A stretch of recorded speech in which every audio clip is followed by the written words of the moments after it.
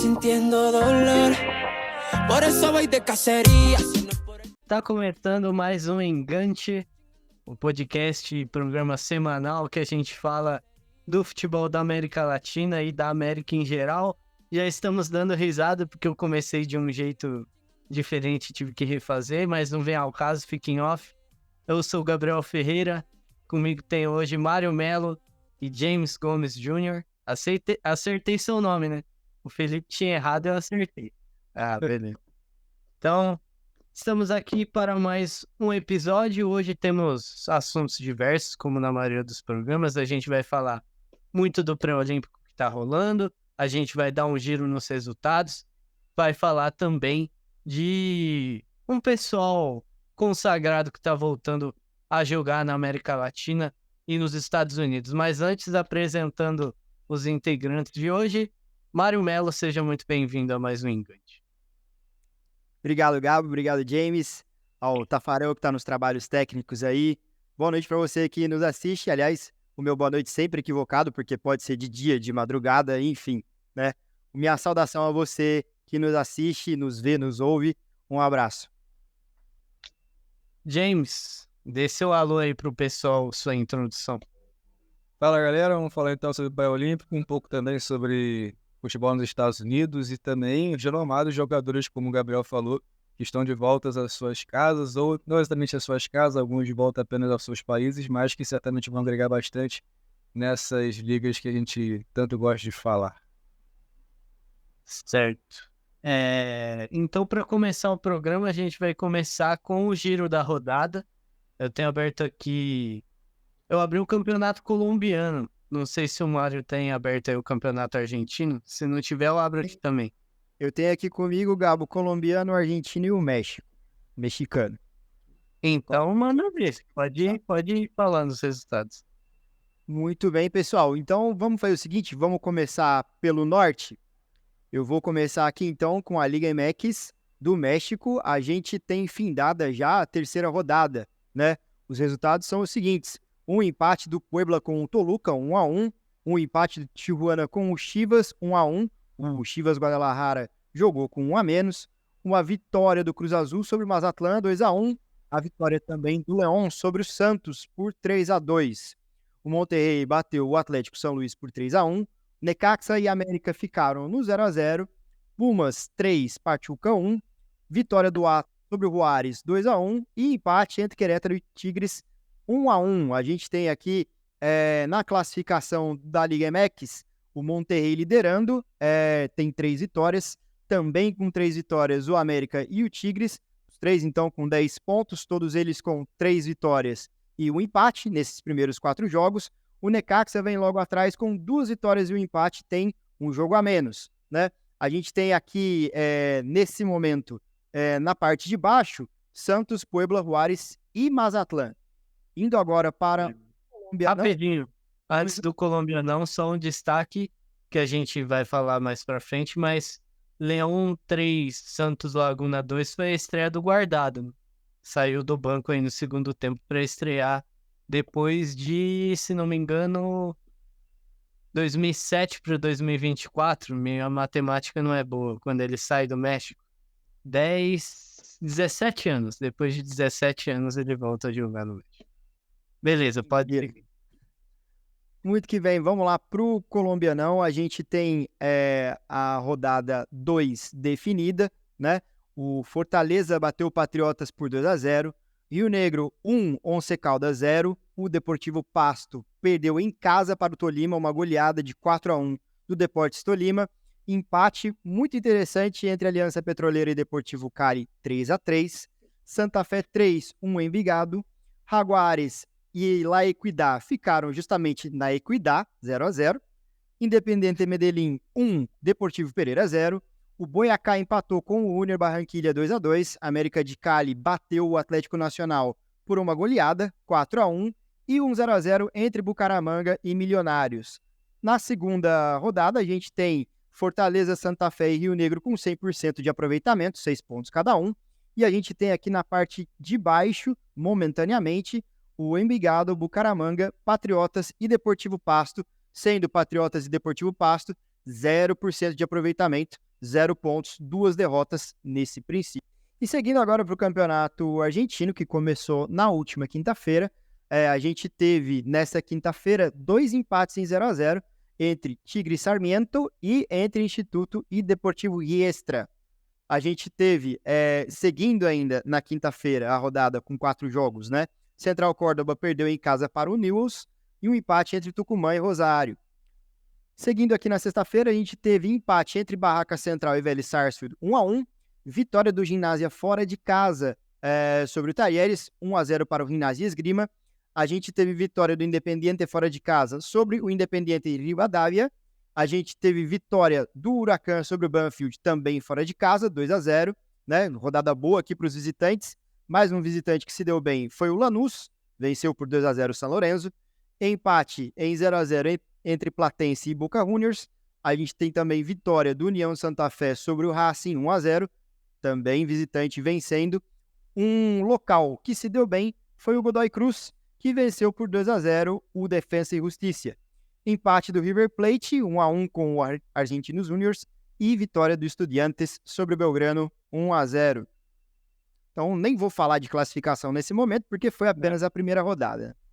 E porque o campeonato argentino é meio maluco, que tá naquele lá que tem 2 fases, né? Tem a Copa da Liga, depois tem o campeonato argentino, enfim, de rebaixamento. Né? Quem diria que o Vélez Sarsfield correria risco de rebaixamento? Ele que foi semifinalista de Libertadores faz pouco tempo, né? 2022. E só para encerrar o campeonato argentino, o Instituto, nesse momento, está batendo o Tucumã em casa por 2-0. O jogo está no intervalo, já pela segunda rodada. Então, até a gente terminar, não vai ter terminado o jogo. Mais algum campeonato aí, Mário? Opa, aqui só uma correção rápida, a gente esqueceu do Campeonato Paraguaio. Passando rapidamente pelos resultados, o Sportivo Luquem empatou em casa com o Sol de América 1-1. O Olímpia empatou com o Nacional em 2-2. O Olímpia, que vinha de vitória para o Taquari, empata em casa com o Nacional 2-2. General Cavalheiro 1, Sportivo Ameriano 1. Guarani 3-0 no Taquari. Não começa tão bem o time treinado pelo Vinícius Eutrópio. E o Sportivo Trinidense perdeu em casa para o Libertad por 2-1. Todos os jogos aconteceram nesse final de semana. O jogo de hoje seria Cerro Porteño e 2 de maio. Porém, o jogo foi suspenso por conta de uma briga generalizada na torcida do Cerro Porteño entre integrantes da própria torcida, 2 torcidas organizadas. A gente tem algumas fotos e até o momento da gravação e edição desse episódio, o jogo estava suspenso e ainda não se sabe o que iria decidir a Federação Paraguaia. Até o momento o jogo está suspenso, não se sabe o que vai acontecer com relação a isso. Olha, aqui no nosso radar temos apenas o pré-olímpico, né? Em andamento aqui na América Latina. Daqui a 3 semanas se inicia a MLS, né? Que a gente tem assunto também.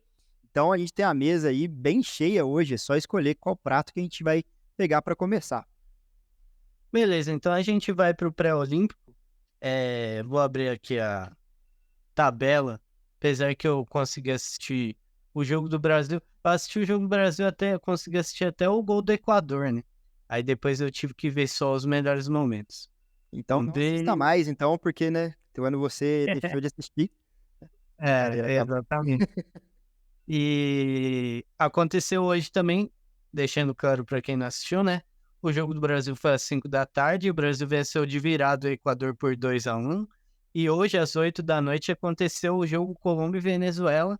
Pré-olímpico na Venezuela, os donos da casa venceram por 1-0 e ainda tem chances de classificação. Se você ver na classificação, a Venezuela tem 5 pontos, o Equador tem 7.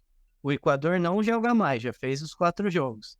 Se a Venezuela bater o Brasil, ela fica com a segunda colocação e passa o Equador. Só que ela tem que ganhar do Brasil na última rodada. Vou passar para o James, que ficou aí quietinho durante os resultados, para falar da vitória do Brasil por 2-1. Brasil que teve dificuldades, tem tido algumas dificuldades para criar jogadas durante o pré-olímpico, né? mas conseguiu mais uma vitória importante, foi a vitória da classificação, foi a vitória que garantiu o primeiro lugar, gols marcados por Marlon Gomes e Gabriel Pirani saindo do banco. James, o que você tem achado aí da seleção brasileira nesse pré-olímpico, seleção já classificada? A gente vai falar sobre, na verdade, um detalhe do pré-olímpico de época, já de um tempo já, na verdade. Mas o pré-olímpico com o Brasil está sendo nada além daquilo que esperado, né? 2x1 contra o Equador. Eu não posso falar muito porque eu não tenho acompanhado tanto quanto o Mário, por exemplo, ou o próprio Tafarel, mas o que me chamou a atenção foi a substituição do Endrick ali durante o jogo e o comportamento dele, que alguns poderiam dar um susto e ele até que se controlou bem. Então foi ok, né? Ele tem sido muito cabeça em alguns momentos importantes, acho bacana disso, até para dar o exemplo para a geração dele e até a futura, porque não, se ele continuar mantendo isso como método de trabalho, linha de trabalho. Mas a seleção, vitória importante, uma vitória sólida, 100% de aproveitamento no pré-olímpico, o que deixa a vaga, como você falou, já garantida, mas deixa a equipe leve para a próxima partida e assim sucessivamente também vai em busca de um tricampeonato, né? O que seria algo, para quem há um tempo atrás tentava apenas uma medalha, faltava o único título que não é um título oficial, mas ter essa consideração na galeria tão vitoriosa da seleção brasileira, agora concorrendo a, por que não, um tricampeonato de Olimpíada, certamente algo que tem muita capacidade, com uma geração que a gente falou isso num programa esse ano já do Enganche, que é uma das melhores gerações para Olimpíadas. Eu até mencionei que acredito que é até melhor do que a última, que teve o bicampeonato. E jogadores jovens, não necessitando de jogadores um pouco mais experientes como trouxeram na última Olimpíada. Então, realmente, é uma seleção que joga bem e também convence, muitas das vezes. Cara, achei um jogo muito bacana, Gabo. O Equador, ele tem nos proporcionado boas apresentações em quaisquer instâncias, né? Seja no futebol de base ou seja no profissional. Aliás, acho que nem dá para chamar o pré-olímpico de base porque são jogadores já formados, eles são jovens, né? Mas tá fazendo um pré-olímpico sensacional o Equador. É que pegou agora a equipe que realmente é a mais difícil, acredito eu, não apenas do grupo, mas do torneio, né? O que a gente está percebendo sobre a seleção do Ramon é que os valores são ótimos individualmente, né? Eles conseguem resolver, dar conta do recado. Parece que realmente há química entre os jogadores, mas a gente percebe uma ausência em relação a comando, né? Eu, por exemplo, não tenho visto a mão do Ramon nesse time. Falar, não, isso daqui foi alguma coisa que o Ramon trabalhou, essa transição, ou essa forma como a defesa se armou, essa saída pelos contra-ataques. Me parece que ainda o Ramon não deu cara para essa seleção. E, assim, que os caras estão lá e jogando porque são realmente muito bons e têm alguma coisa a oferecer. Mas não que o Ramon tenha sido aí um grande estrategista nessas vitórias do Brasil. Hoje a seleção mostrou ter um mental forte, né? Saiu atrás pela primeira vez, virou o jogo com esses 2 gols. Já no segundo tempo sofreu o gol do Equador e conseguiu ainda virar. É uma equipe que foi paciente, não deu chutão, não ficou nervosa, mas que ainda tem alguma coisa a mais para melhorar.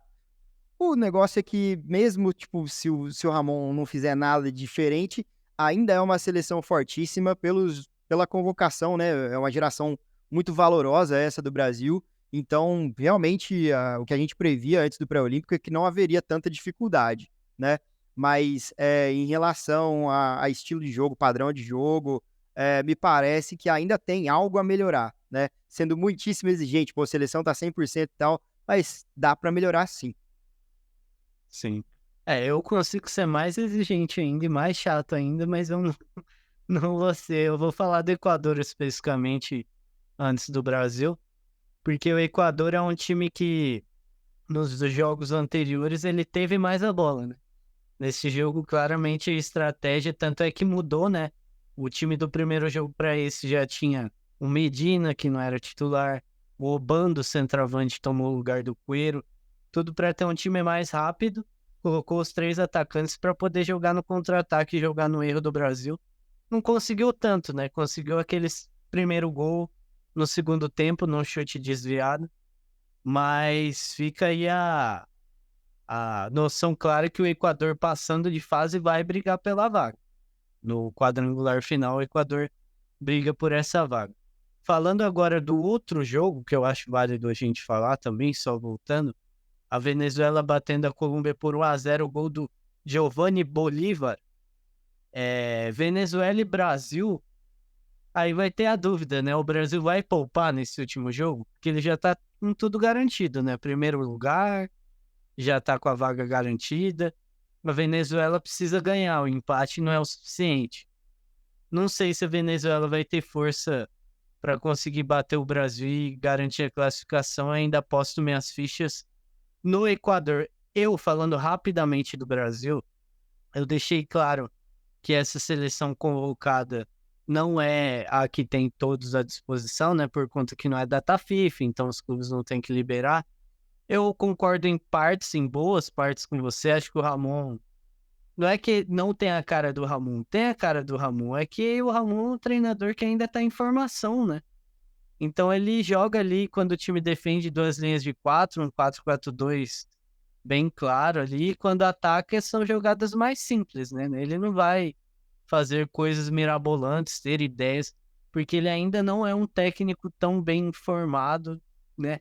Não acho um trabalho horroroso, como eu já ouvi alguns falarem, mas não acho que é um trabalho de alguém que já trabalha com base, né? Um cara que veio do Vasco, depois chegou a treinar o Vitória, se não me engano.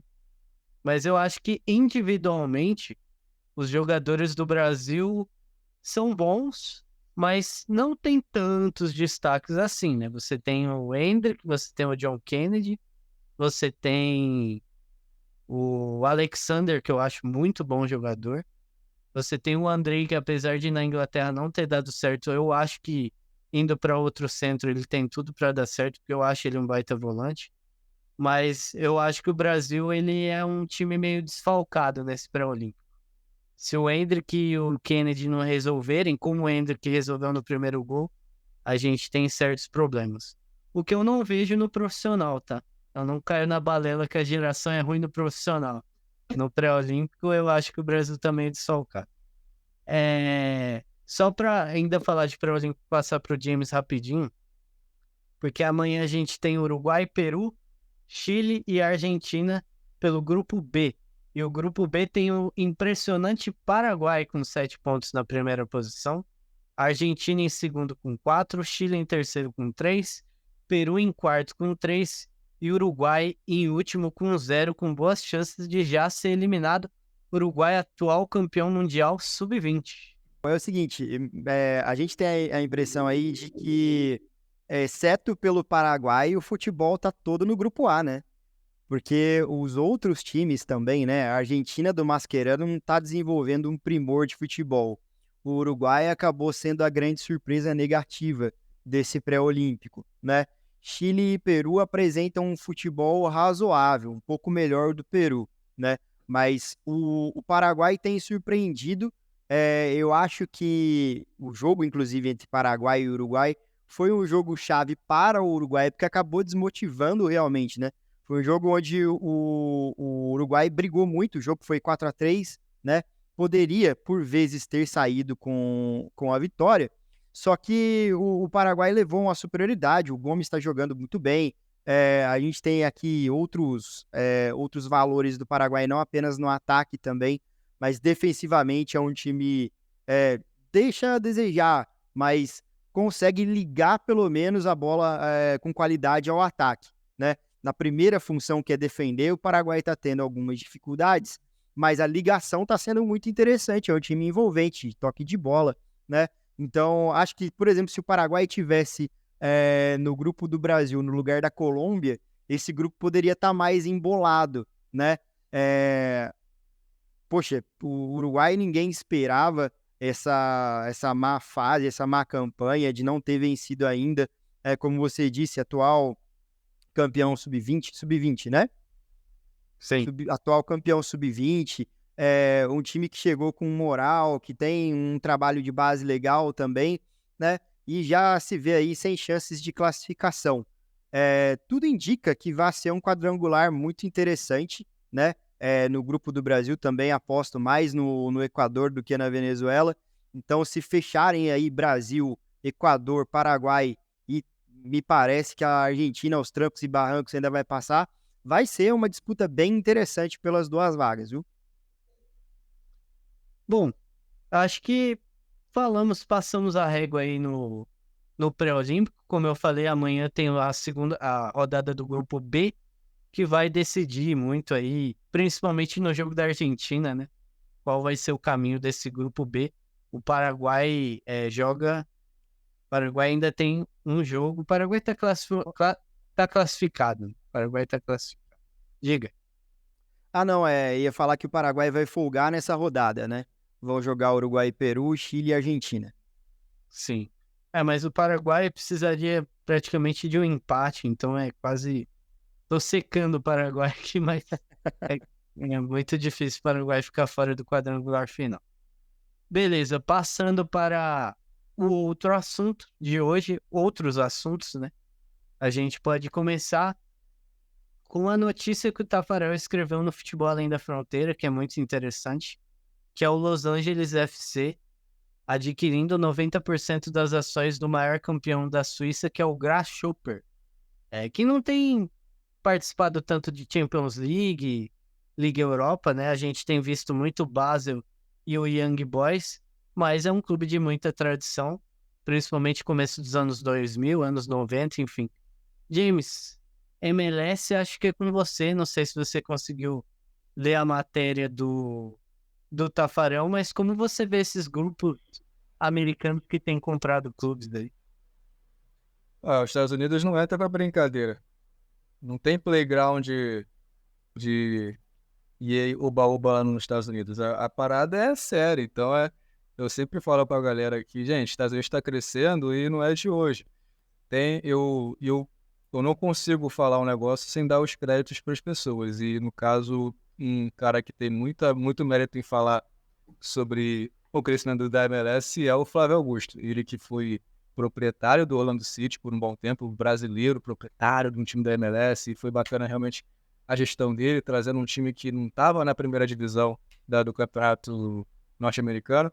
E os Estados Unidos vem crescendo exponencialmente e de forma bem rápida, porque é aquilo que a gente já vem falando, tem menos de 30 anos.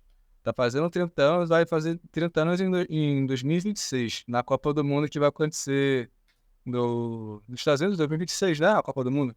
Isso, Então, sim. e aí, que foi em 94 a fundação, e em 96 teve a primeira edição da MLS.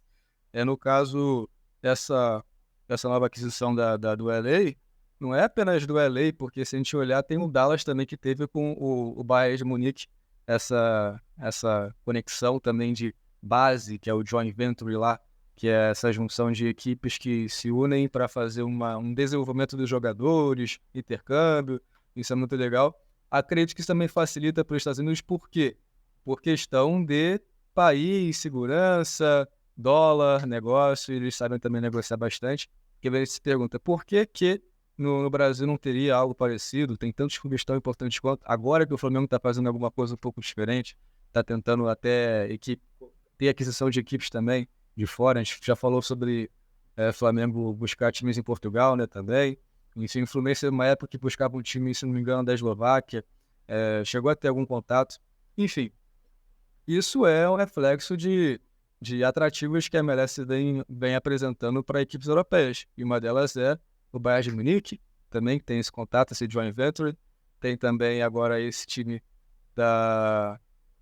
tem o Innsbruck, se não me engano, também. Vou buscar aqui. Tem o Innsbruck, que é da Áustria. Wacker Innsbruck, da Áustria.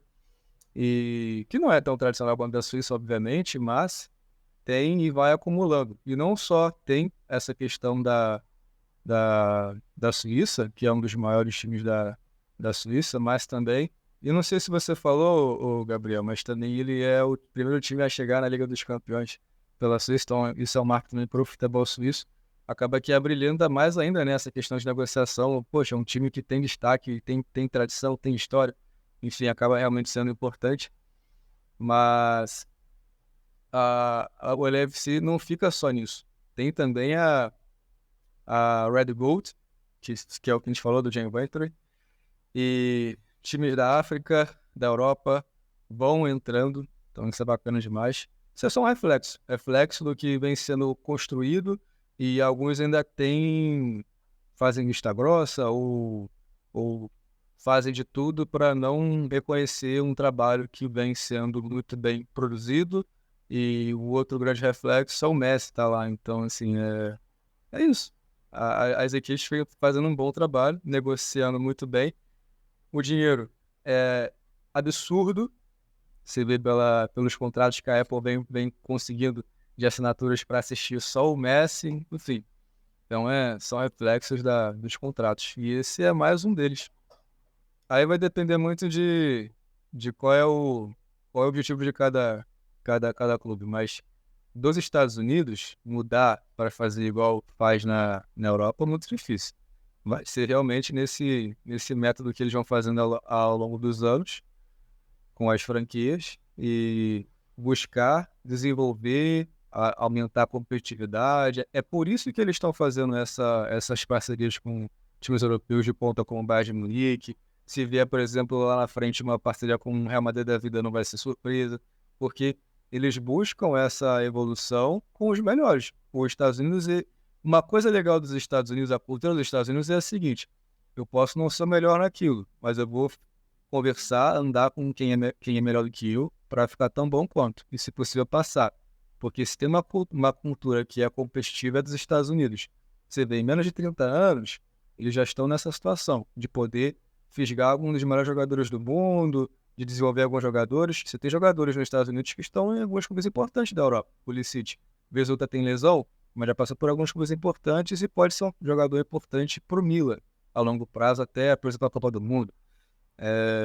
Então, os Estados Unidos, eles têm essa cultura de buscar aprender e reconhecer que às vezes pode não ser a melhor liga do mundo, mas tem todo o potencial por ser um grande player do mercado para se tornar o tal ou um dos melhores. Então, os Estados Unidos mudar para ser igual da Europa, muito difícil. Porque realmente a Europa, ela tem algumas tradições, tem alguns jeitos de lidar com clubes que mantêm um trabalho vitorioso a longo prazo? Tem. Mas vamos olhar para o Barcelona, por exemplo, que tinha tudo para... Não precisava passar por tudo aquilo e passou. Por causa de quê? Presidência. Então, nos Estados Unidos isso não acontece. Por que não acontece? Porque o proprietário, se fizer besteira, ele tem que pagar, tira do bolso dele. Então, é assim, se você não paga, você falha. Simples assim, o clube acaba. Ou você vende para alguém que vai querer comprar o time que está na sarjeta, porque vai estar devendo, ou você dá um jeito ali de reverter a besteira que você fez. Então, nos Estados Unidos não funciona assim. Então, por isso que a mudança para eles não muda, mas para a Europa pode mudar algumas coisas, que eles vão vendo que a longo prazo a MLS crescendo e se tornando aquilo que a gente vai falar algumas vezes, uma das melhores ligas da América, se não a melhor a longo prazo. A gente fala muito do Brasil, tem muito potencial, mas tem que ter organização, tem que ter estrutura, coisa que os Estados Unidos está começando a andar, a avançar de braçado, começar a passar de braçado em alguns aspectos.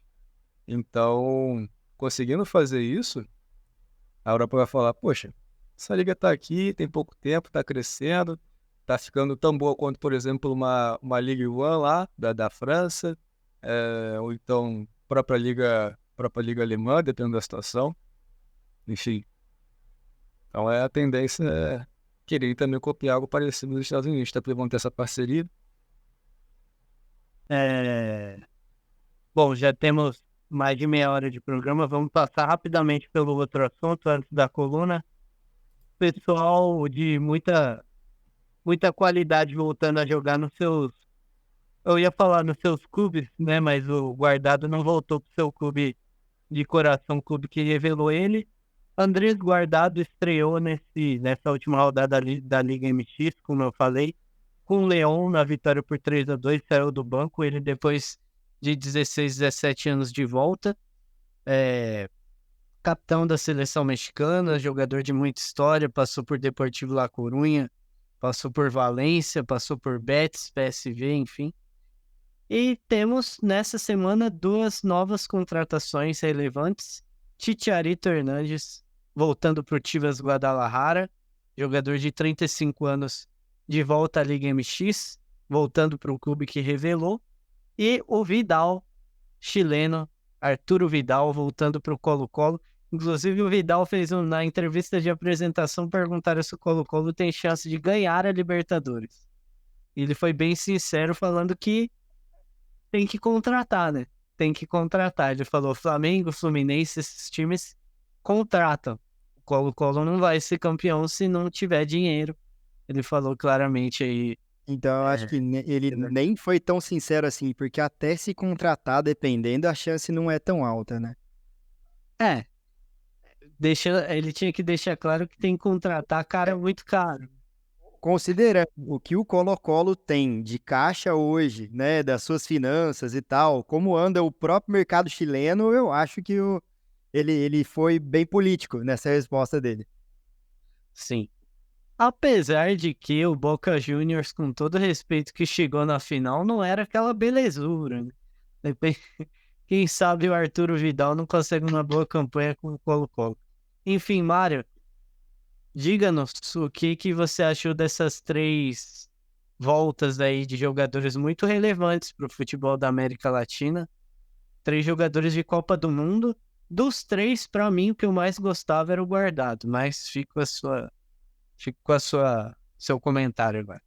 Aí eu gostava mais do Chicharito, porque aquele Manchester United do Chicharito era um time bem legal. Eu gostava porque era um time bem diversificado até, né? Porque você tinha gente dos 4 cantos do mundo. Você tinha o Chicharito, tinha o Ji-sung Park, tinha o Tevez, né? Então, tipo, tinha uma galera que o Alex Ferguson juntou e fez jogar junto ali, que ficou bem legal. Eu gosto muito do Chicharito, embora entenda que ele já entrou né, ele já deixou o seu ápice, né?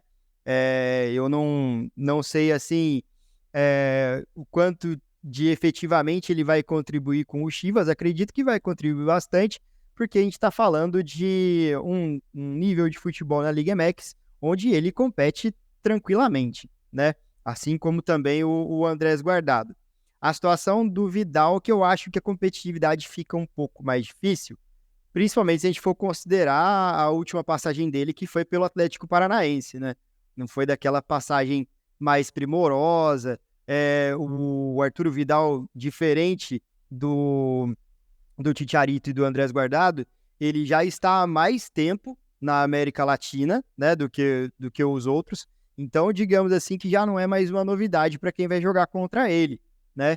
E ele teve um bom desempenho no Flamengo, mas não chegou a ser peça-chave no time do Flamengo que venceu. Não era nem titular, né? Não era nem titular, justamente, né? E depois, quando vem ao Atlético Paranaense, também não se mostrou uma grande virada de chave para o Atlético Paranaense da temporada, e agora vai ao Colo-Colo, que fez, claro, toda a festa merecida, afinal de contas, é um atleta chileno voltando para o Chile, né? Mas em relação à competitividade, acredito que ficou um pouco difícil.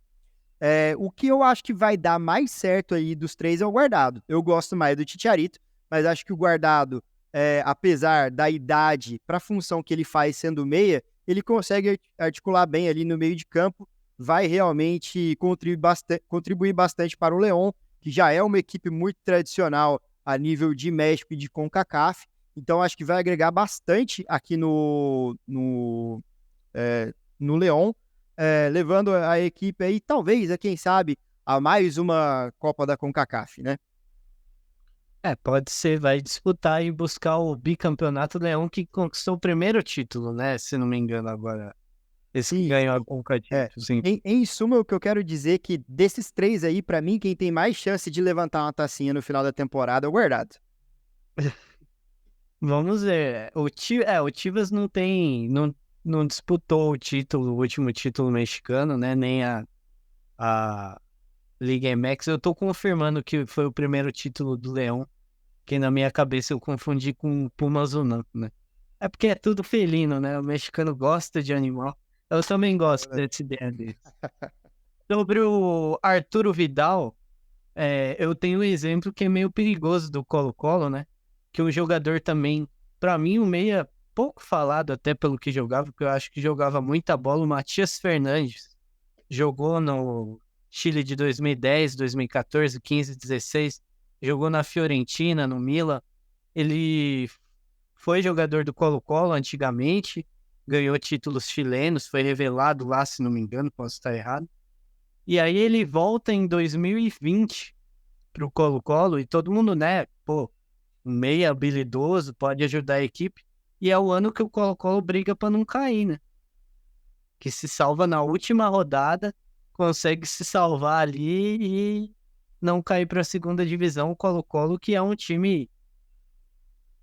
Eu não vou falar que é o maior do Chile, porque vai que tem alguém do Chile assistindo, torce para a Universidade de Chile, Universidade Católica, mas está entre os 4 maiores, né?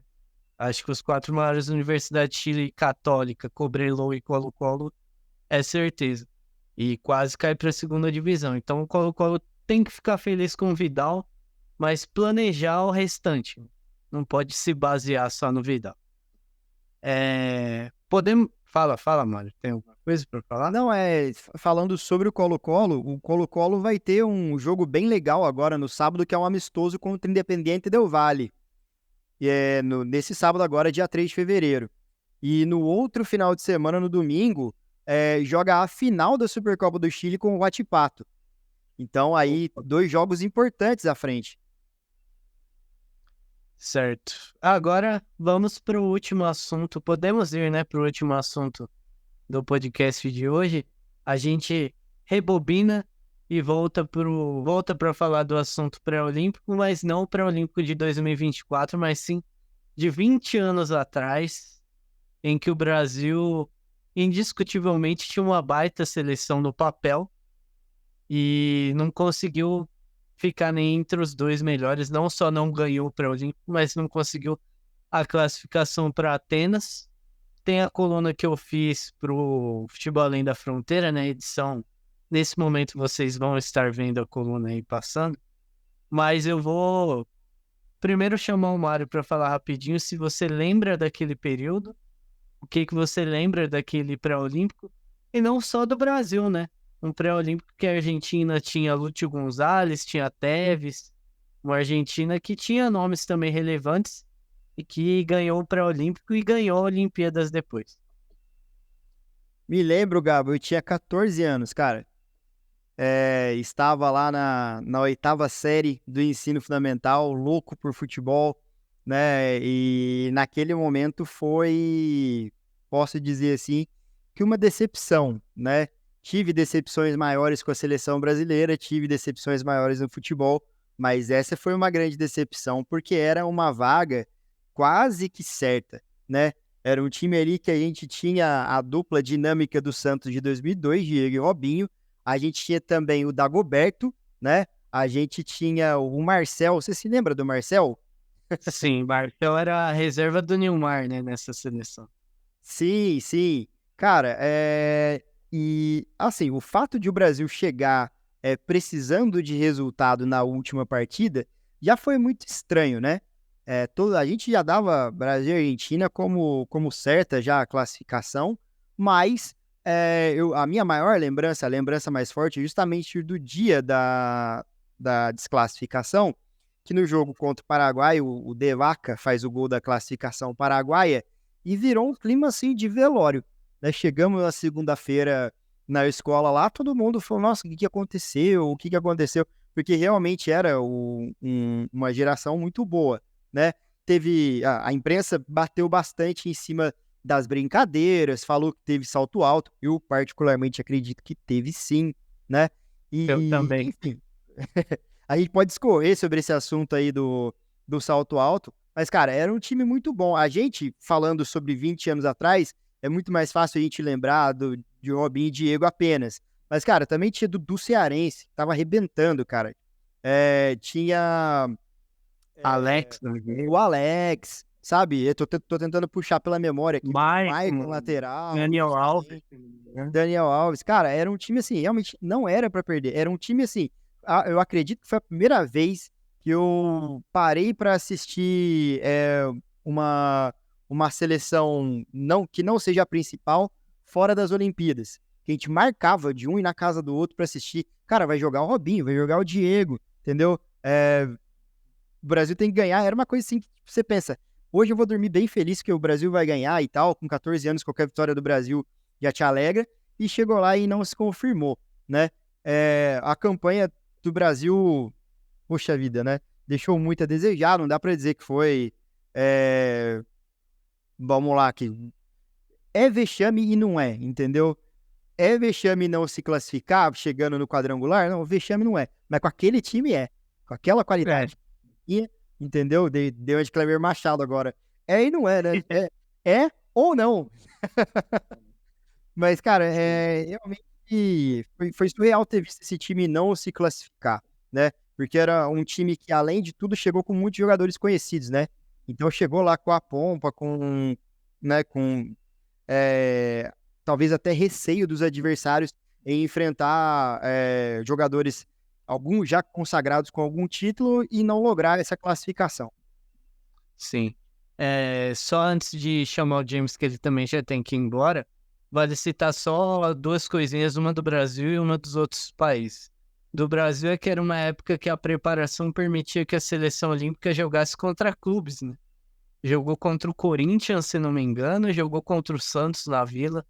E teve preparação esse time olímpico. Jogou a Copa Ouro antes de jogar o pré-olímpico, né? Interessante essa questão. Só eu falei do vice da Copa Ouro, não foi? isso, que tinha o Kaká que não pôde jogar o pré-olímpico porque ele já estava no Milan. Além do Tevez e do Lúcio Gonzalez, a Argentina também tinha o Mascherano, o Delgado, que o torcedor santista não gosta de lembrar, e tinha o Clemente Rodrigues, que o torcedor são paulino não gosta de lembrar. Também vale destacar. E o cara que lembra não gosta de lembrar, porque ele também é pouco lembrado, né? Mas quem lembra não gosta de lembrar. E o Paraguai, o goleiro era Diego Barreto, o goleiro do Peru mais absurdo que eu já vi na minha vida. Santos e Cerro Porteño 3-3 lá no Paraguai, semifinal da Libertadores de 2011. Vou deixar inclusive o link embaixo, o especial Libertadores com o Felipe Noronha, torcedor do Santos. Ele cita esse gol, a gente fala desse gol sensacional que aconteceu nesse jogo. James, eu sei que você já tem que ir embora. Se você quiser falar da coluna e já dar seu tchau também, aí a gente só finaliza para encerrar, mas fica à vontade.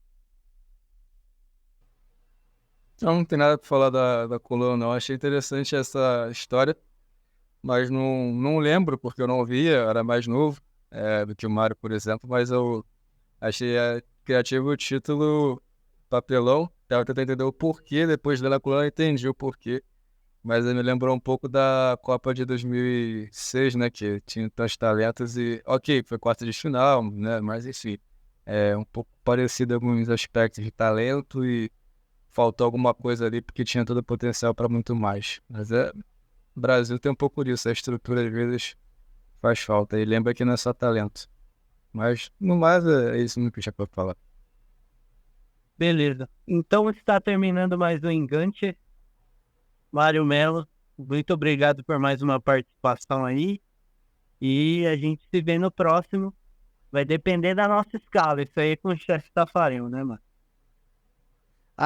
Cara, vamos ver se o Tafarel tá bonzinho, né? Mas pra mim a maldade é realmente não participar. É um bate-papo gostoso. A gente volta em situações passadas e também analisa o futebol atualmente. A proposta do Engante é muito bacana. A gente vai passeando por diversas gerações do futebol, não apenas latino, né? Já que a gente fala também de MLS. Então vira aí um bate-papo muito gostoso e a gente lembrando, né, desse tão gostoso futebol latino que a gente se encanta. Certo. James, o mestre da MLS, sabe muito de MLS e sabe muito também de outras coisas. Muito obrigado pela participação aí na Engante. Hoje você é responsável por iniciar e encerrar a live. O cara mais importante da live. Valeu por mais um Engante. Valeu, abraço. Aí agora a dúvida, você fala alguma coisa e termina, como é que é? Essa parte vai encerrar sim. Vai encerrar sim pra ser a melhor parte do podcast.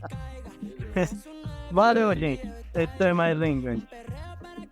Até mais, valeu, gente.